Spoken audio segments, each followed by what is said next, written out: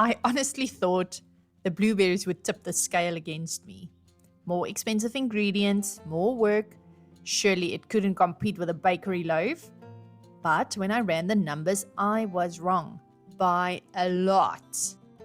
I'm Amanda, and on this channel, we look at baking through the eyes of an accountant.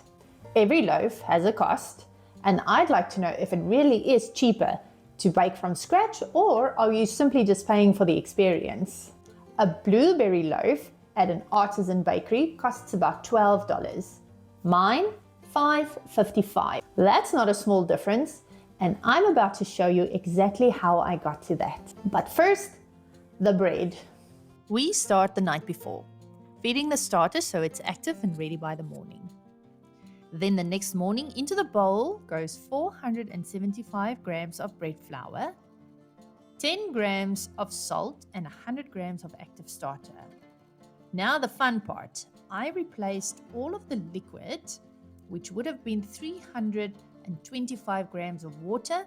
I replaced that with frozen blueberries that I pulped in a blender.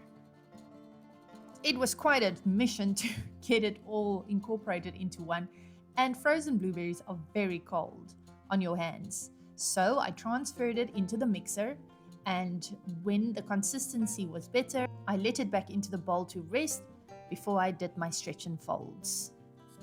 For the stretch and folds, I usually do 4 rounds, 30 minutes apart, and I use the coil stretch for my bread.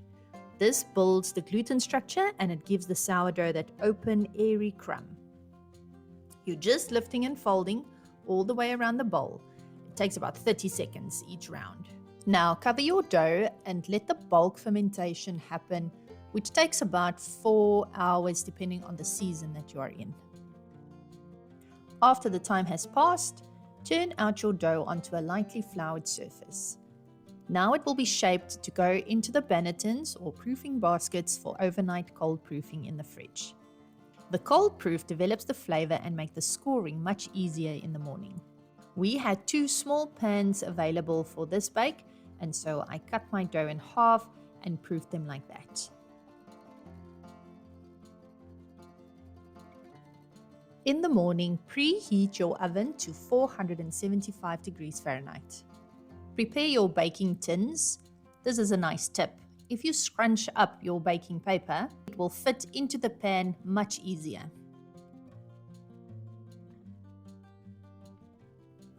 Scoring can actually be quite fun. In this instance, I got some stencils online and I added a small motif with flour to my bread before scoring. Remember to add a pan of water if you're not using a Dutch oven. And then it goes into the oven at 475 degrees Fahrenheit for 25 minutes. Then turn down your temperature to 450 degrees Fahrenheit for another 20 minutes. And this is what comes out. A deep purple loaf with a very crackly crust and just a hint of sweetness from the berries. For the ingredients, you would need bread flour of about 500 grams. And so where I shop, a 5-pound bag is about $4.50, and so this loaf uses roughly 70 cents worth. Then you have your sourdough starter, which is the flour and water we need to feed it. That comes to about 10 cents per bake. It's pretty negligible, as well as the salt, maybe a penny. Now the blueberries is the piece that I was worried about. A pound of frozen blueberries is about $3.12, and this recipe uses probably all of it. And so that comes to $2.75. The power for running your oven at 475 for about an hour, based on my electricity rate, is about $1.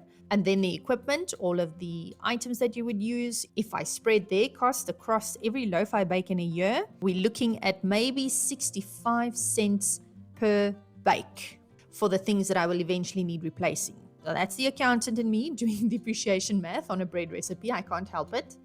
And so that brings me to $5.25. The bakery down the road charges $12 for a similar loaf. And so that is a saving of $6.75 every single time. Of course it takes time. Sourdough always does. But $6.75 a loaf adds up fast if you're baking regularly. And honestly, this blueberry version might be my favorite thing I've made this year. What's one ingredient you have been nervous to add to your sourdough? Drop it in the comments. I'd love to know what you've been experimenting with. Remember, don't sweat the small stuff. Go enjoy your baking.